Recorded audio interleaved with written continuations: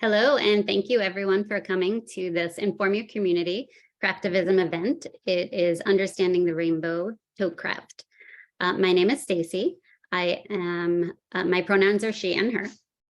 I'm a white woman with curly shoulder length brown hair. My background is a white wall and I'm wearing a green shirt. Closed captioning is enabled for this event and can be turned on by you at any time. At Inform Your Community, we offer events that combine really important, impactful information with having fun. So please visit us at informyourcommunity.org, and that's www.informyourcommunity.org. You can find social media links on the bottom of our website.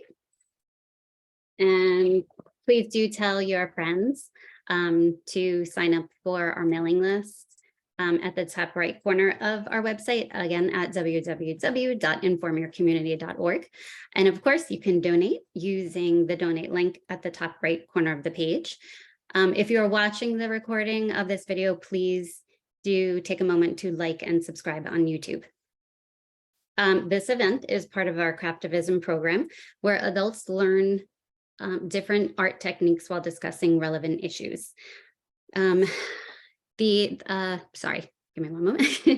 LGBTQ plus Pride is an important topic for many reasons. One clear indicator is a Gallup poll that was done in 2020, which interviewed 15,000 people. Of those 15,000 people, 13.3% chose not to identify as heterosexual or straight. Our facilitator today is Keith Newhouse. Welcome, Keith. Founder of Newhouse Creative Group and author of My Teo's Pulse, a children's book that lets children know in an age-appropriate way what happened at the Pulse tragedy in Orlando that affected the LGBTQ plus community, how to cope with it, and how to feel safe after a tragedy like Pulse. So again, welcome, Keith. We are so honored to have you with us. Thank you so much. Happy to be here. Awesome. We are also grateful to have Tyler help us with tech issues and help monitor the chat. Hi, Tyler. Somewhere back there. Oh, we got a handshake. Clap emoji from Tyler. Throughout the craft, if you have any questions or comments on the craft or on the topic, please feel free to unmute yourself or talk or write in the chat. We also love to see throughout the event your work in progress, so definitely feel free to show your project to your camera so as you make it and when it's complete. I would at this time like to take a moment to introduce Stacy, who is our wonderful expert crafter and who also spells her name with an EY like me, so which gets very confusing, but Stacy will help us with our craft today. Stacy, do please tell us more about the craft technique we will be learning about today. Thank you so much, Stacy. I'm so happy to be here. And before I tell you more about myself and the craft today, I just want to take a minute to just thank our wonderful sponsors for today's event. So Newhouse Creative Group, and indeed Keith, who is our co-facilitator for today's event, is the esteemed, what is your role at Keith Newhouse? Keith Newhouse, owner? I'm the founder and publisher at Newhouse Creative Group. Founder and publisher. I love it. So founder and publisher, Keith Newhouse is with us today, and we're so grateful for him sponsoring this event, as well as the small marketing agency for their sponsorship of this event as well, and their continued support of Inform Your Community. So we thank them very much. A little bit about me now.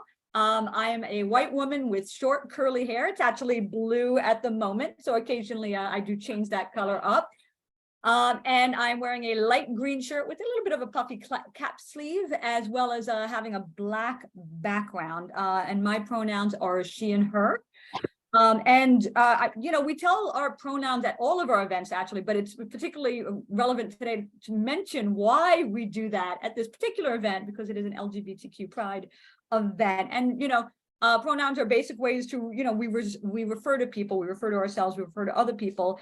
And you may not know somebody's pronouns by looking at them. So introducing your pronouns helps like eliminate the mystery that's involved with that. And then it lets everybody also then have that space for them to introduce their own pronouns. And it normalizes that process. And that way, if somebody has a pronoun or refers to themselves by a pronoun that they may not, you might not know from looking at them what their pronoun is, having everybody introduce their pronouns kind of makes that situation more kind of normalized for everybody to be able to share that information, rather than put the stigma on the one person who maybe some people might not be sure of what their pronouns are.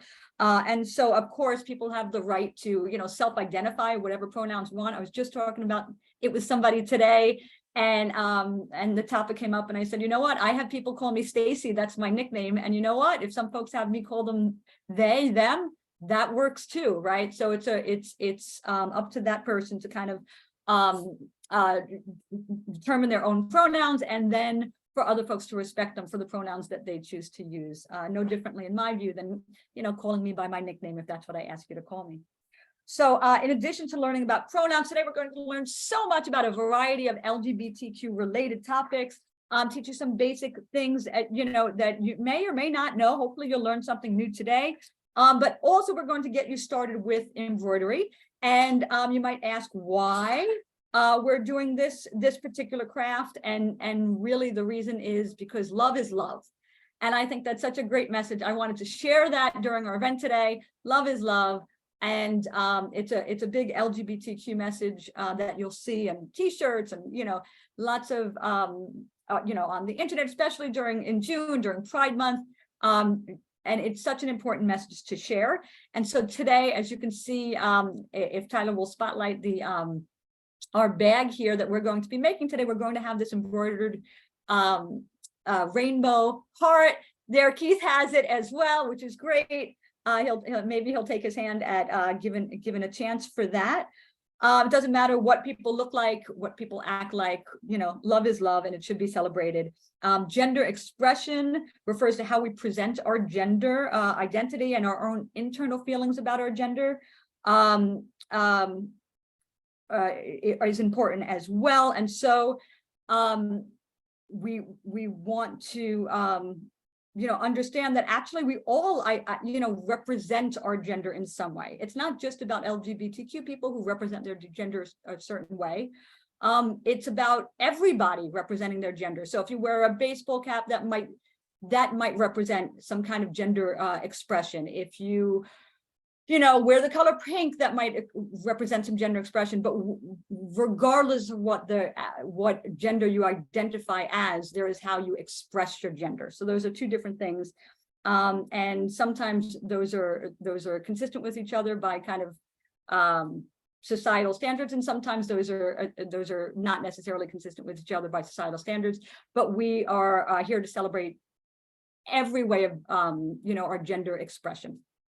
So yeah, it's interesting, Stacy, you're talking about that. Well, first of all, I'm Keith. I am a white male with brown hair and a gray streak. I learned from last time we did this, and a yellow button-up shirt on. But when I was young, it became okay to be gay, so I don't remember that much about it. But as someone who's a little bit older now, and as gender expression becoming more open, it's been really cool seeing the leaps and bounds in that. Like Will Smith's kid Jaden started wearing skirts. And I can remember a lot of people laughing at them way back when, but then there were others who were really cheering for them. And just a few years, I feel like there's been so much more freedom in this. Like a few weeks ago, I was at Disney, and while passing over the restaurants, I saw someone who had a very long beard and seemed to be very masculine presenting, but they were wearing a full dress while serving there. My best friend's husband, who was with me, works at Disney, and told me the dress code at Disney now allows for anyone to wear any of the costumes for a specific location, regardless of their gender expression. That is so great. Cool. That is really neat, Keith. I love hearing that. It's so necessary so that people can express themselves as they like. But gender isn't the only form of expression out there. I mean, I have my blue hair that I'm expressing myself a little bit there, but also our crafting, that's a form of expression, what we're going to be making today and what we like to do with our crafts. So we're doing embroidery today. We're learning some very, very basic embroidery techniques. I'm going to tell you the hardest part is going to be threading the needle. This is a really simple craft for those of you who are not as experienced with crafting. Don't worry about it. So this is not a kid's craft. The needles are a little bit blunt, but they are still sharp. So this is not intended as a children's craft. Be careful, even the adults, be careful out there when you're using those needles. We're not using necessarily best practices for embroidery. We're kind of showing you the simple things for you to know. There's so much to know about how to do embroidery. This is definitely not a complicated or advanced embroidery class by any means, but we hope that we'll spark your interest in embroidery as an art technique, and that you'll kind of pursue that and keep going with it. And you'll find plenty of tutorials online to learn some other kind of basic techniques as well as advanced techniques, all things like that. So we just want you to get started. So in terms of getting started, here's some materials that you're going to need, whether you have our craft kit or not. And we realize that some of you here today and or watching this later on YouTube may not have our craft kit. We do love our craft kits, but you may not have it, in which case we'll let you know what you need to get for that as well. But no matter what, whether you have our kit or not, what you need today is a scissor. So I have my scissor handy, and you're going to need a pen or a dark pencil of some kind. I have a few in case one of them fails me. I've got a couple of pens here, so a pen or a pencil. In addition, if you don't have our kit, what you're going to want is some embroidery floss. And you may think of this as like, what are those called? Oh my gosh, friendship bracelets. The material, the thread you would use for friendship bracelets, it's like a little bit thicker, quite a bit thicker, I guess, than regular just thread that you would use on a sewing machine. There you go. I love it. Keith is demonstrating for us today his little bit of a hot mess of it, but yes. So embroidery floss, or you can use a thicker thread or very, very thin yarn. And we recommend that you have a light colored or white, but could be any color tote bag, so that you can see the rainbow that we're going to be making today. Let it pop a little bit. Also, you're going to want a needle. A couple of caveats about the needle is make sure, be careful of the sharpness, but also make sure that the eye of the needle is kind of big, because a smaller eye of the needle is going to make it that much more difficult for you to thread the needle. Especially if you're doing this from home, you're not going to have the luxury of one of the tools that we have in our kit this time around. So having a needle eye that matches the thinness or thickness of your thread is really important to make this easier for you in terms of threading your needle. If you have our craft kit, we're so excited that you have our craft kit today. One of the things that you're going to find is our infographic for this topic. So hooray, you'll have that in there. You can read that as your leisure, share it, spread the word, spread it around. You can also find that same curriculum that's in that infographic. You can find actually even that exact infographic on our website, but you can also find all of the information that's on the infographic on our website as well. In addition, our little craft kit is going to have a couple of postcards about our organization. Feel free to check those out. We have our flyer for our sponsors, as well as some information about the organization. So check those out at your leisure. But more importantly, today we're going to focus on, and also a business card.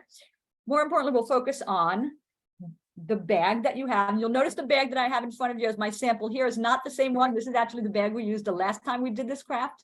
And so this time we have this white tote bag. It's a little bit easier to work with, I think, than the red one, although I do kind of like the red one. And I know Keith has the red one there. And you're going to have in your kit, you'll have a little packet with thread, that embroidery floss I was talking about. You're going to have a little heart shape in a circle. And you're going to have a needle in a little safety pouch. Okay, and we try to keep things safe here, even for our grown-ups.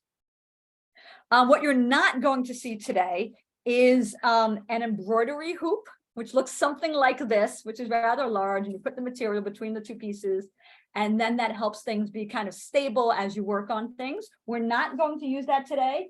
It is helpful, though, if you have one. They also make them, I just wanted to show you this cute little tiny one. They make them in miniature. Isn't it adorable? Make them in miniature.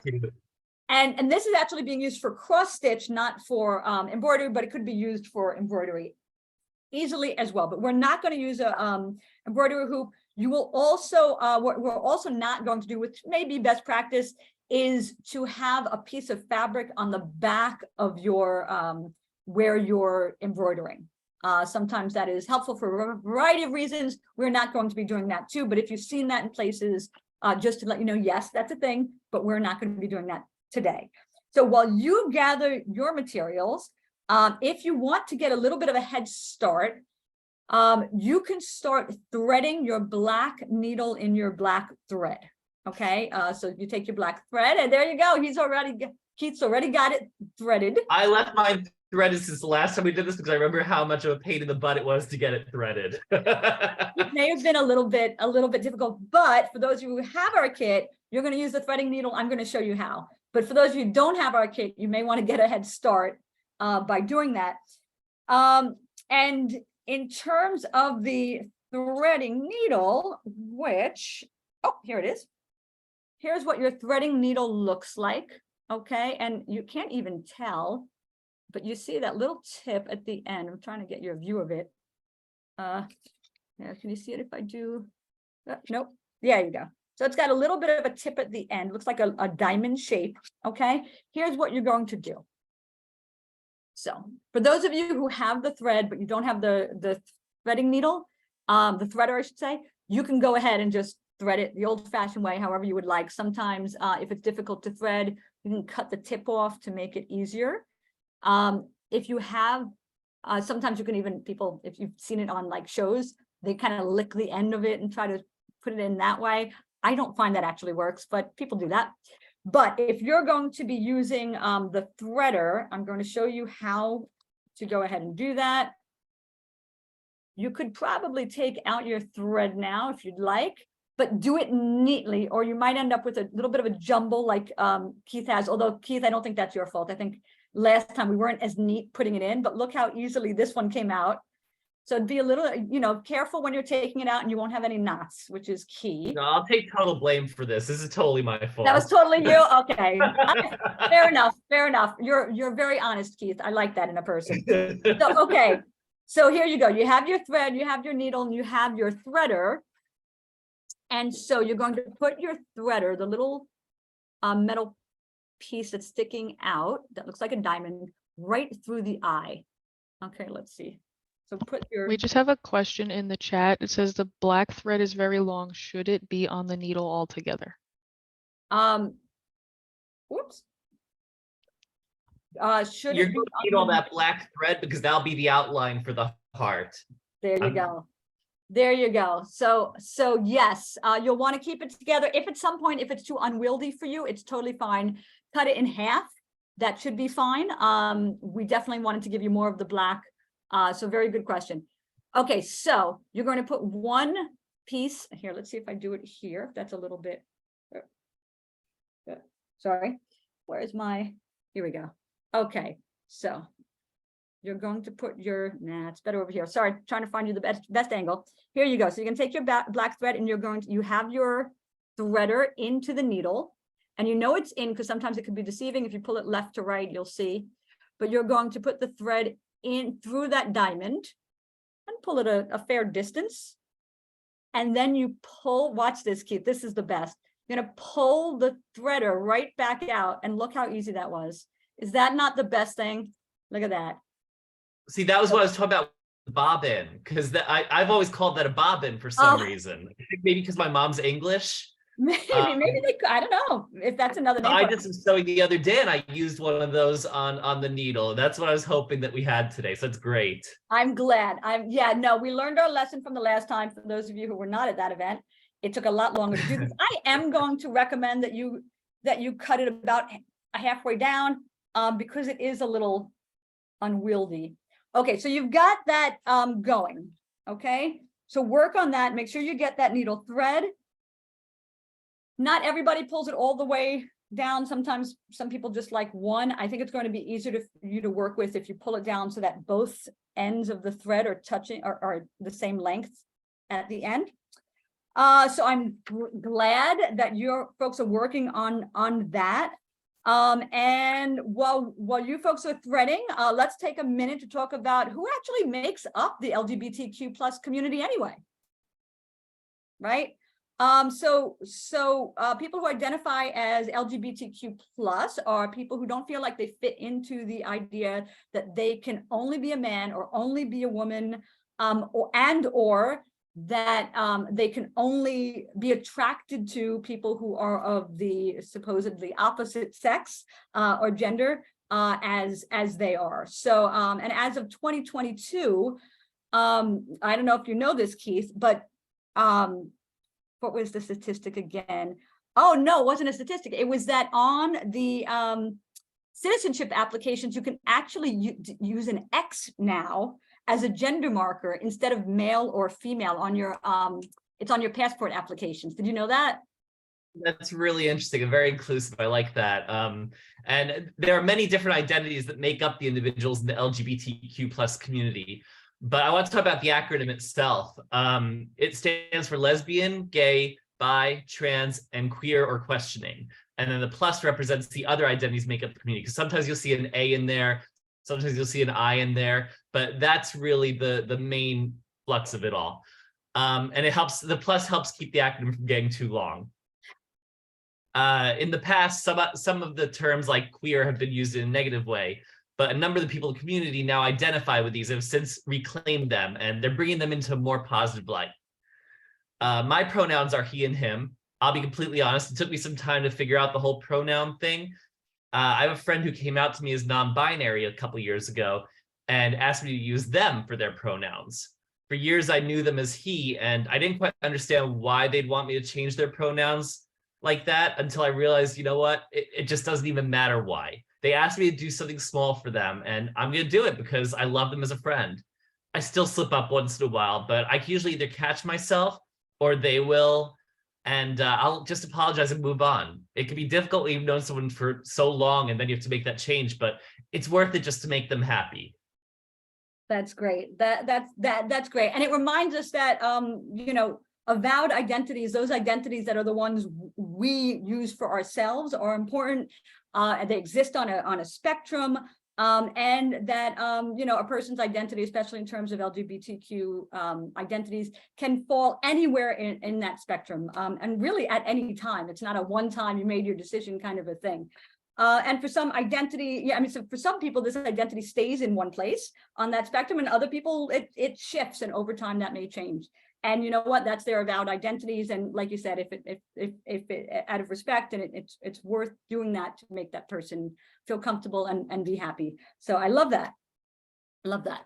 Some related statistics to that. According to a 2013 Pew Research Center study, 41% of LGBT adults said they were aged 10 to 14 when they first felt they might not be straight. But 43% of LGBT adults said they were aged 20 or older before they first told a close friend or family member that they are or might be lesbian, gay, bi, or transgender.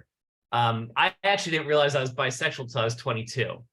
Looking back, I should have realized earlier, but I had no idea at the time. And what's really funny is I went to a college that was 85% gay students as one of 3 straight musical theater majors.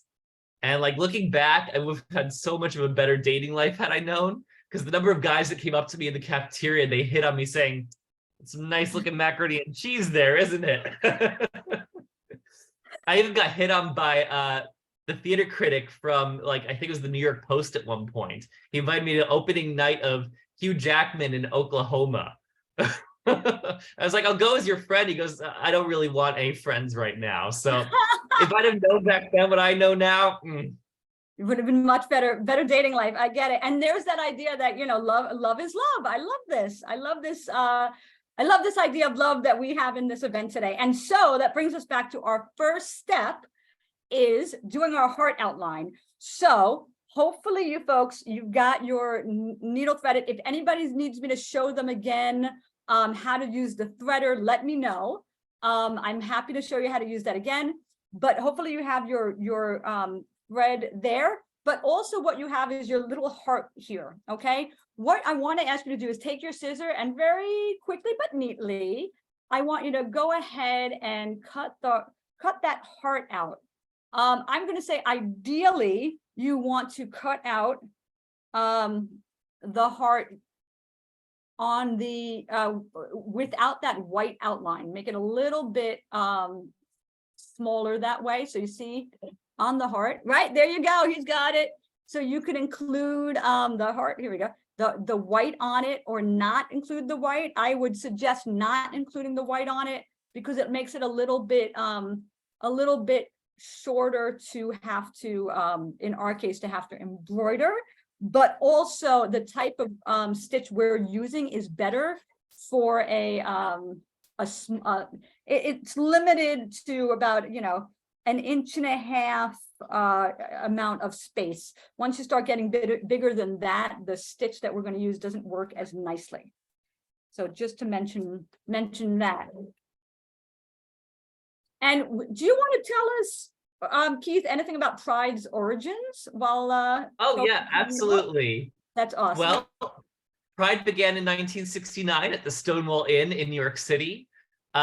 Members of the LGBTQ plus community were being repeatedly harassed and finally reached a breaking point on June 28, which is why we celebrate Pride Month in June. The two trans women recognized as being the leaders of those who fought back were Marsha P. Tylerson and Sylvia Rivera, and the fighting lasted for 6 days. You know, I've heard recently that there's some controversy about whether or not they're the ones. Have you heard about that?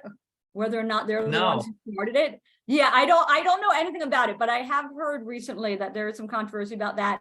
But I know they are certainly folks who played a role in that event, and I'm so happy that you know, we can you know, keep that spirit alive, that they were great activists for this particular event, which is great, and great leaders.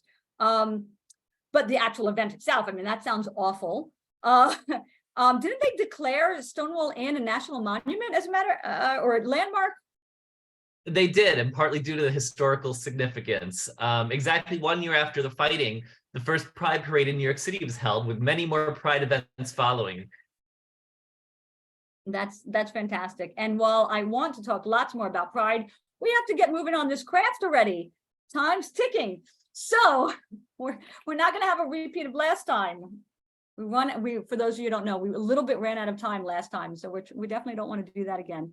So you have your heart cut out. I want you to find a spot on your bag where you want this heart to be. I'm going to suggest you do not put it in the bottom corner. I know it would look cute there, but if it's your first time doing embroidery, that's going to be a harder spot to get to. I recommend maybe right near the top, make it nice and easy for yourself in order to reach the heart. It gets a little complicated when you have to dig into the bag, but whatever you prefer. And what you're going to do is you're going to outline it. Okay, so you can see me doing that right now. You're just going to take your pen or pencil and outline it. And don't worry, you're going to cover up those marks when you start doing your embroidery. So you're going to very quickly outline it. Another way you can do this is if you had a safety pin, you can safety pin your heart to the bag and then kind of just embroider as you know, around the heart. But it's more difficult. So I always recommend working on it this way. So you have your black thread, and we are going to start off with that. Let's unthreaded the needle by accident. What'd you say, Keith? I almost unthreaded the needle by accident. You have to be careful because you don't have the threaders, so you can't, of anybody, you can't do that. It'll take you an hour to rethread that. Okay, so you've got your black thread. I will mention that if you have, and actually I'll show you, if you have embroidery floss and you don't have our kit, it might be a little thick. Embroidery floss gets pretty thick. But what you can do with embroidery floss is, and I didn't know this for years, I did not know this. And then all of a sudden I was like, I read it somewhere, I was like, no, that's a thing, is you can actually split the embroidery floss. So let me see. And split it so that you have two separate threads. I don't know why this one's not doing it for me. Does not want to do it. Let me see if I can have a go at it. This one's not being very nice to me. Okay, I'm going to pick another one. Thought I'd pick a random one, but let's see. So if you have, it's not as easy if it's just a regular thread, but if you have a thicker embroidery floss, maybe mine are just not thick enough. The purple one looks pretty thick. Yeah. So anyways, Yeah, here. there you Purple go. one's coming front to me. There you go. That's it. Way to demonstrate, Keith. Good job. So you see, I got one. so you notice how once he found one thread, see, it saves me from doing it. Once you find one thread, you can literally just pull the other ones down like Keith did, and then you have a thinner thread to work with. So on the off chance you're doing it from your own house, you've got the stick embroidery thread, the eye of the needle is really tiny. You can go ahead and just peel one of the pieces, take one of the pieces in your hand and pull all the other ones down. It actually comes off pretty neat. Okay, so back to this. So you've got your needle thread and you've got your heart on your bag. A few caveats. Don't pull too hard as you're doing it. You're going to end up pulling your thread right out. If a knot occurs, be gentle in trying to remove it. The more you fuss with it and kind of try to pull it, you're just going to make the knot, frankly, tougher to get out. So try to get it out. If not, in a pinch, if you have to cut it and then rethread, so be it. But knots, a tight knot is not your friend. So that's the thing you want to make sure you're avoiding. And when you're pulling the threads apart, hopefully they were neat when you got your little packet. But when you're pulling the threads out of the packet, just be careful that you're not just like, pulling them out randomly. Be a little gentle as you're doing it, kind of trying to make sure you're not knotting up all the other ones. Okay, here we go. So starting at the top point in your heart, okay? Now I recommend knitting from the back so that you have the string coming out. The end of the string is going to be in the back. It's a little bit easier to hold on to. So start from the back and put the needle through that little here. Let's see, sorry. Here you go. You can see the little middle top part of that heart and pull the string all the way. You can cut it, like I said, if you want to cut it in half, pull the string, but make sure you're holding on to the back of it with your hand. Now you can absolutely tie it in a knot at this point, which I don't see why we wouldn't want to do that. We can go ahead and tie it in a knot. I think there's some purists who don't like to see knots on their embroidery, but like I said, we're not going to be purists today.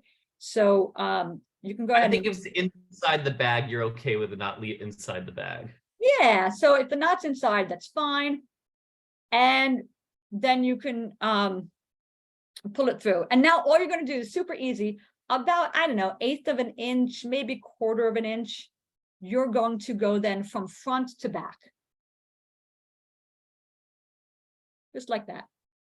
Okay, and then you're going to follow that same pattern all the way around the outline. Another benefit of having a light colored bag is that you can see where that outline is as you're doing that.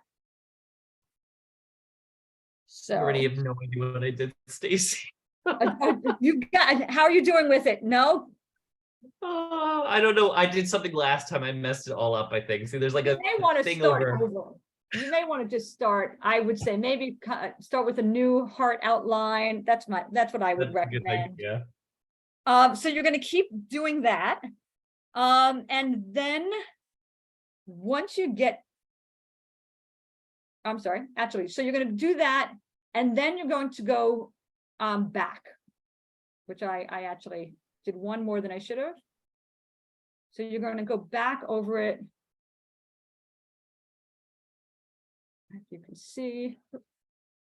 see, and then so that you're covering up the spots that were previously uncovered. Okay. And then you're going to go down again. Oh, there you go. Go down through it again. And then there you go. And you can see you start having that pretty outline.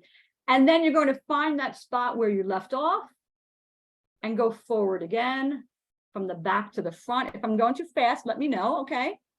Back to the front. And then again, about 1/8 inch, go down. Go through the front of it again. Always make sure you're actually following the outline. Sometimes you can just lose track. And then you're going to go back. Okay. And then go forward. Now another step. Again, if I'm going too fast, let me know. This is probably, after the threading, this is probably the next most difficult part. So you're kind of doing a stitch or 2 stitches forward, and then go backwards.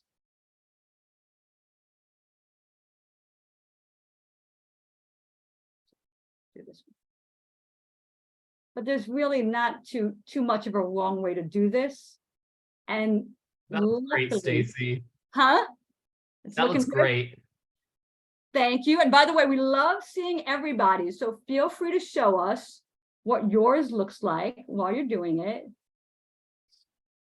Okay, but you can see mine. So you're going forward, you do a couple of stitches and then go backward. And then you're going to go over and over again until the end. While you're doing that, let's see, while you're doing that, I'm wondering if Keith, you want to tell us a little bit about Pride parades? Let's do it. And if anybody has any questions, don't hesitate to interrupt. But once you start doing this, it's just a matter of doing the same thing over and over again. Make sure you follow your outline as you're doing it. But let us know if you have any questions in the chat, or you can raise your hand. Okay, what do you got for me? Tell me about Pride parades. Well, Pride is celebrated around the world as a movement about building people up and overcoming the history and pattern of discrimination faced by LGBTQ+ people. There's even an event held each year called World Pride. I don't know how many of you have been to Pride Parade, but I was kind of scared to go for the longest time after coming out. But now I try to go every year to at least one, and sometimes even more.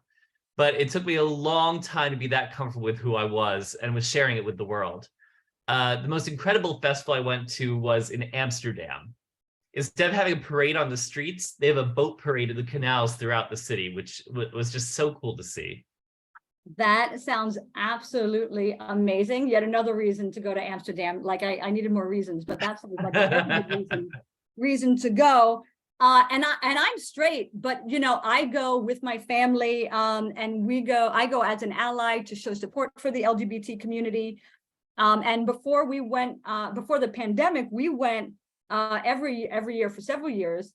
And we were actually with a group that was marching in the parade, which was a lot of fun.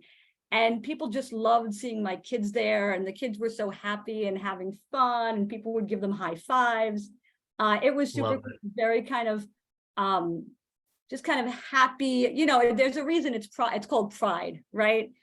So that was really, really lovely and inspirational to know that there's, you know, people definitely seemed so inspired by the kids being there, and that there's, you know, new generations that are being raised to have pride in themselves and in the LGBT community as well.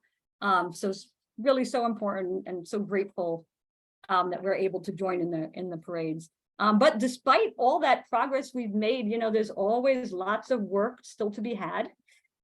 Absolutely, absolutely. I've been very lucky in my life. I haven't really faced any discrimination because of it, but I can remember when I started working for the Navy a number of years ago, I was kind of terrified what would happen if they found out that I was married to a man at the time. Like, my boss knew, but I didn't feel comfortable telling my clients in the Navy. And then one day I was invited to the Navy Ball, which is the biggest party of the year for the Navy. And I told my boss that I just didn't want to go. But he encouraged me to go, and he encouraged me to bring my husband, and everything actually turned out great. My clients didn't treat me any differently. So I was kind of lucky, but there's still so much fear about being that open about who you are. And there's just so much more that needs to be done to really get that equality and that feeling of comfort. And speaking of more to be done, I'm excited to do more of this craft. What about it, Stacy? How about the next step? I like that you said you're excited to do more when I don't know if I'm seeing you there still working on the project, Keith. I'm totally doing it. You don't see it in front of you. I love it. And you can see, you know, okay, so I missed a few spots. Honestly, once we do the next piece of this, you're going to all those spots that maybe look a little bit visible now. Maybe the string didn't cover it. Those are not going to be visible once we're done. So don't worry too much about those particular spots. So, okay. Anastasia, are you able to just adjust the camera slightly? We're mostly seeing the bag. Oh, yeah, I don't want you to see the bag. That's no fun. Okay, let's see if I do it this way. Oh, there's an idea. There you go. Thank you for letting me know that. Very appreciated. Sorry, everybody, for the wrong location on that. So, okay, so here you go. So ideally, you're kind of at the end of this, and you kind of have two choices. If you did indeed cut your thread, you're probably going to be just, like I have just about enough left to finish this off. And in that case, I could just tie it up, but before I tie it up, I'm going to just put my needle through one of the other, seems not the right word, but one of the other pieces of thread here and just wrap it around a little bit. Again, if you're a purist, you're going to do this and you may not even want to tie it, but we're definitely going to tie it to make sure that stays nice and firm. If you did not like having the super long thread, you can just cut your thread and then you can use what's left for the next part of it. Or for those of you who don't mind with the long thread, you can go ahead and just keep having it long, and that is totally fine as well. Because we're going to use the black thread next anyway. Okay, so I happen to have another one set up for myself, so I'm going to use so if you cut your thread in half, you would want to thread your second black string onto your needle using your threader or by hand. If you have the long thread and you still have plenty left, that is fine too. But what we're going to do, and I'm just going to show you real quick, over here, you notice that one of the colors here is black. So we're going to go ahead. There is an order to these colors, which we'll talk about in a few minutes, but we're going to go ahead and do that black one first. And that's going to be, this way you can continue it if you want. So basically diagonal, a little bit higher than the middle of what would be your middle of your heart. So if it was the middle of your heart, maybe you would put it down here. We're going to put a little bit higher because there's more colors that are going to go after it than above it. Okay. Again, you're going to start in the back. And this stitch is called a satin stitch. Okay. And again, you're going to do the same thing. Pull it forward right through the back. You can knot it again. You notice the back gets a little bit messy, but that's okay. Nobody can see that. So you can see even here, you can't see what the back looks like. And you're going to take that and you're literally just going to go almost diagonal to the other side. See, can you guys see that? And that's how you start to get, look, the magic there, you start to get your stripes. Okay, now I did mine, maybe I did mine a little bit too high. I might suggest doing it a little tiny bit lower, but I think this will work. And then I'm going to go back. And for each one of these, you probably want to do about 3 rows across. Okay, so you're going back and up and then across again. Right underneath it. You want kind of like a multiple, as you can see in this, you want multiple black threads together. Okay, so you can do I'd say about 3. You can do more if you want, if you feel like you want it a bit thicker. You can do probably up to 5. You can start overlapping if you really don't want to see the colors, but you want it, I would say 3 going down. Okay, you folks see that? So it's a nice thick one. At that point, all I'm going to do is knot the back. You can, again, if you want to, like I did the last time, you could thread underneath one of the other pieces of the string to give it a bit more stability. But otherwise, just knot it and cut your thread. So now you have your one, just be careful with your needle. You've got your one stripe across. How's it looking, Keith? It looks great. Mine is not because I de-threaded the needle. Oh, that's the hard one. Stacey, I'm not an arts and crafts. If you ask me, like, perform a song for everybody, performing arts I can totally do, but like arts and crafts. You know what? Next time we do this event, I'm garnished. That's it. I can teach anybody. Let's do Let's Not Musical Theater next time. How's that? So now what you want to do is go ahead and take your white thread. I would love it. You could sing. I would take the white thread and go ahead and use that one. And then you're going to do the exact same thing for all of your threads. And really what you're doing is, as you can see in this, is rainbow is here. So red, orange, yellow, green, blue, indigo, violet, we kind of lump together there. And so you have those going down. So that's the more traditional pride flag, or I should say the original pride flag. But I'm not sure if Tyler, you want to show us the new pride flag. If you can get that on and share your screen, that would be great. But the new pride flag has additional colors here, which is the brown, the black, the white, the light pink, and the light blue. And remember, as you're doing this, don't pull too tight.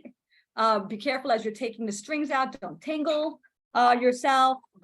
Don't tangle your strings. And I'm trying to think if there's anything else I wanted to tell you folks about this. Keep doing it. I'm going to show you. Split those threads only if you need to split the threads, but with our kit, as long as you're using the threader, you'll be fine. Take your time threading your needle. If you need to wet the end to get it in, if you don't have our threader, there you go. So that's the kind of revised pride flag, which we'll talk about in a second. The new pride flag has this diamond shape, which is great. And then the order of appearance there, which we just talked about. But you could do just a kind of Roy G. Biv rainbow if you want, or bisexual flag. There's quite a few different varieties depending on kind of what means the most to you. We don't necessarily have enough strings to do every one of these combinations, but you know, sometimes you might have a little bit of extra, or you can use that for your future craft for this if you want. So we're going to put in right above the black thread, and you can see my example here the whole time. So if you're kind of advancing faster than the rest of us, by all means, all you do is just move on to the next row. Okay, and you basically just cut in and let you know we just have under 10-15 minutes. Fantastic. Okay, so I think we're good though. I'm not nervous. This is familiar, Stacy. No. I have to tell you, we're better than we were the last time we did this. So that's good. We're making progress. Absolutely. If you happen, so like if you can see here, I put the white one accidentally. I don't know if you can see it, but in between, there's like a black that just happened to get caught on top of it. Okay. When you when you put your needle from the back to the front, okay, you can actually kind of hook those white underneath it. And by doing that, you're almost going to move them up. So a little bit. So there you go. And then it's eventually going to not show that much. So don't worry if you get a little bit of the colors. You know, you see now it's less visible that there was that black string there. So again, you're going to do the white, the same amount 3 times. Like I said, if you want it really thick, you can do it more, but you certainly don't need to. And the white's going to cover all the way up through that diagonal. Just try not to cover the outline. Okay. And then once you've got your 3 lines, once again, you're going to knot it however is easiest for you. 1 knot, 2 knot. It should be pretty sturdy. And then you'll cut it and move on to your next color. I have a little bit of an advantage because I have my colors here conveniently. So I'm going to, they're already threaded. So I am going to go ahead and do my pink next. Right here. So I've got my pink thread. I know folks on the call have to thread your needle. So go ahead and do that with the pink one. And then the pink one, you're going to, I'm going to just show you that. You're only going to do this. Oh, see, if you don't tie the back, it just comes right out when you do it. Here you go. Okay, now hold the back. You can tie the back. So it's the same process over and over. Okay. And now you're going to make the pink. Just make sure you just do the pink on the one side. Otherwise you have to thread, you have to cut it and you have to put it on the other side maybe. This is a little bit easier if you just end up with the pink on one side. You notice in my case, I'm going a little quickly to make sure we can get to as much as possible. But you'll notice my my bag is a little bunching up. That's okay, because people aren't going to know that once it's all done. So don't worry too much about that. And you see that it's nice and thick there. So that works out. And as you go along and add the other colors, you'll kind of see how much room you have as you go along. So you'll want to make sure that you are saving enough room for all the colors. So you'll see here, I've got just enough room for one more color on top. That's going to be my blue.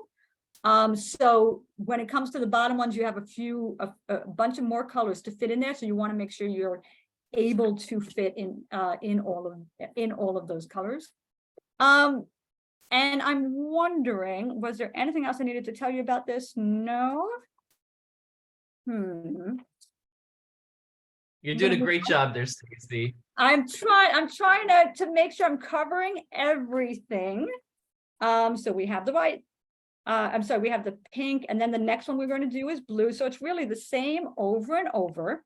There's a question in the chat. Can you show the color layers, the sample after the black layer? What's next? I did list the colors. Above the black, if you want to throw them in the chat again, above the black is white, pink, blue. And then below the black is brown, red, orange, and the rest is, Roy G. Biv, like we were taught in school, red, orange, yellow, green, blue, purple, really. But it's hard to see on the monitor. But it's link to the flag in the chat as well, so that might make it easier. Oh, that's great. That's wonderful. Thank you for doing that. Very appreciated. The brown, I think, underneath the black is a little bit rough to see. So on the flag, I believe it goes brown, then black, not black, then brown. Brown, then black, but then well, if you want to pull up the flag again, the reason I did, so I do have a bit of a reason why I put it in this order, is because, yeah, that's true. Yeah, I guess I should have done it the other way. You make a good point, Tyler. You make a good point. I'm going to make a note of that. Originally, I think I did it because I wanted to use the black as a divider, but I can still do that. Okay, you got me on that one, Tyler. So next time. So, okay. So it's lovely that we're making these bags. Hopefully you're enjoying it. Hopefully it's not too difficult at this point. It should be fairly easy doing it. You can always add extra layers, like another line if you need to, on top. So this one I think is a little, yeah, I could leave it with just the blue, with the 3 lines, or I could do that one extra on top just to really fill it out. So like I said, anything between 3 and 5, as long as it looks relatively like it's equally distributed, is the more important part. And having your rainbow tote is a great way to show support for the LGBT community, which is great. And that, that really, there's pins we can wear to show our support for the LGBT community. But when people see that pride flag being displayed somewhere, it really is a way to say, like, this is a safe space. This is hopefully a safe person, hopefully a safe space. I know a teacher who displayed a pride flag on their desk, and he wasn't part of the LGBTQ plus community, but he thought it was important to show support. And he had a student who came up to him after class and said, hey, cool flag, and kind of just gave him a little nod. So it really is, once you realize that, 42% of the LGBT community, particularly young people in the LGBT community, have reported thoughts of suicide. That number is absolutely staggering at 42%. That's all. Gloria, just to jump in for a second, you can make the colors whatever colors you like. The flag is always evolving. There's so many different kinds of flags. I think the real point of this is that you're making it with love, and you're making it to show that you're showing support. I think that's the real point of this whole thing. Yeah. And to go back to that statistics, if you know somebody going through a difficult time, be sure to reach out to them with kind words. Show them that you've made this heart bag. I think that's a great way to show your support for somebody. And just give them a hug. Let them know you're available if they want to talk. So we hope your tote bag will help increase the visibility of your support for the community. No matter what kind of heart you have on there, the point is going to be there. That's exactly right. That's exactly right. Thank you so much for sharing that. I'm thanking everybody for coming to the event and for giving this a try. You can also, by the way, if you don't like the way it's coming out right now, or you're doing it during the event, this is a pretty easy craft. You can cut the thread that you put in, redo part of it, as long as we gave kind of a little bit generous with the materials so that you have extra. So you can actually, oh, I didn't like that one there. I want this one here. Oops, I didn't mean to put that one there.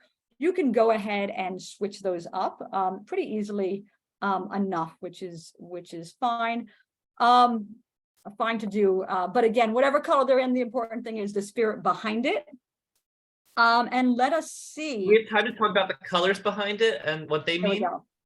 There we go. Yeah, if you could. And actually the first Pride flag was created in 1978. So can you believe it's like, what, 45 years? I can't do math right now, but it's been a while. Cannot do math while I embroider apparently, but it's been a while. And it was a rainbow pattern to represent the LGBT community. And do you want to tell us more about that flag? It sounds like you know about it.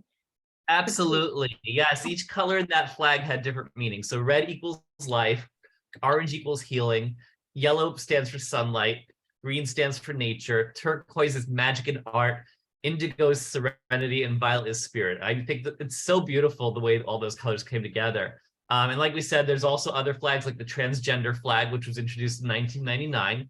It is made up of blue, pink, and white to represent different gender identities. And then you saw the progressive pride flag before. So black and brown were added to represent the intersectionality of LGBTQ plus people with people of color. That's great. That's great. A much more the newer flags are much more inclusive, which is so great. That's super cool. And indeed 45 years. That's wonderful that we've made those changes. It's great. It's progress. It is progress, absolutely, and it combines that old flag, with a more inclusive flag, which is just great.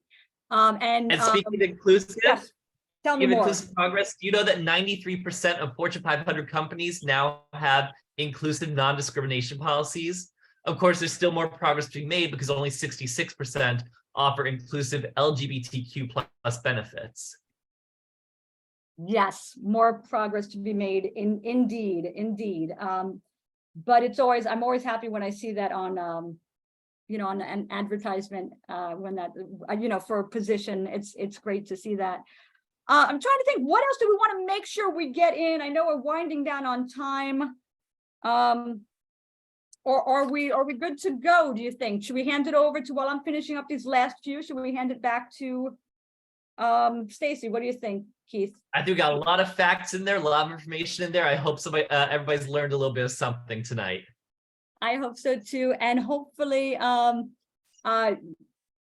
if you have any more questions while we're finishing this up, feel free to put them in the chat. But otherwise, we'll have Stacy close us out. Thank you for staying a little bit later.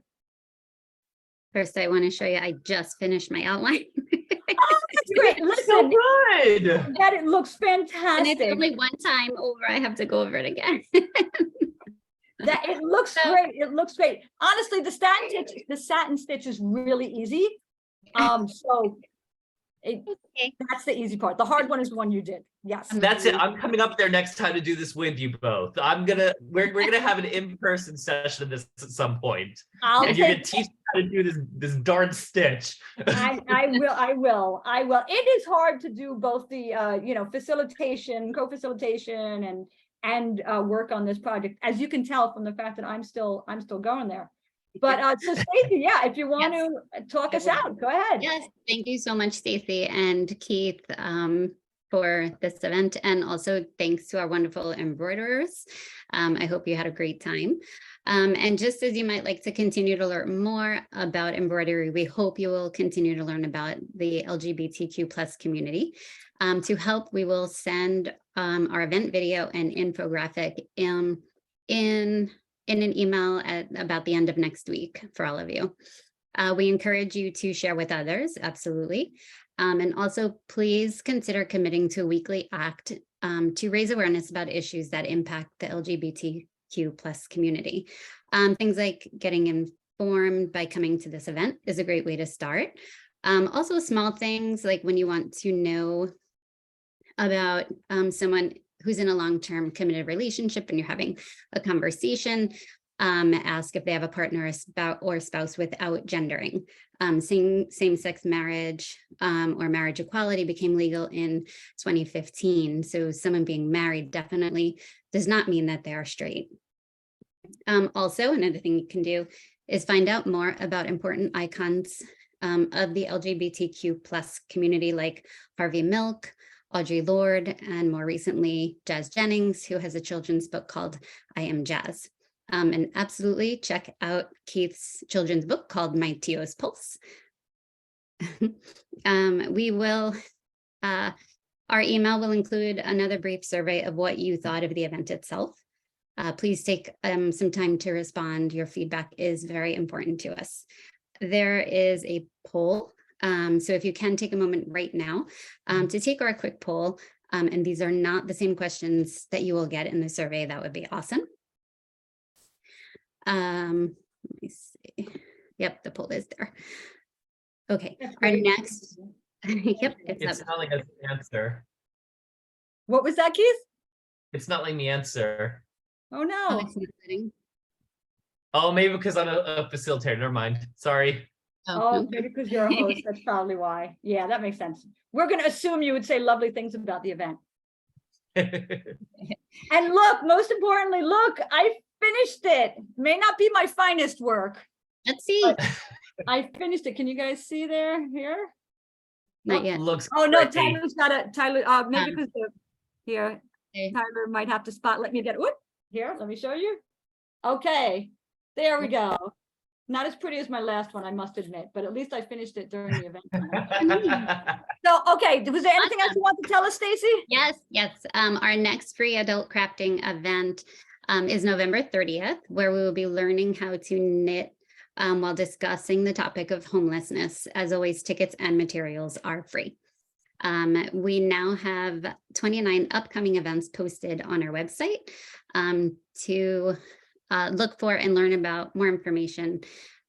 Great Inform Your Community events, not only our Craftivism programs, but events from all our other programs. Please check out our website at www.informyourcommunity.org.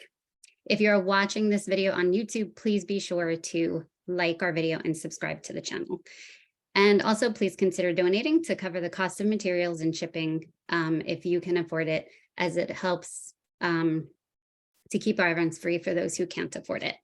Thank you so much for coming, for helping inform your own communities based on what you learned today. We appreciate all of you.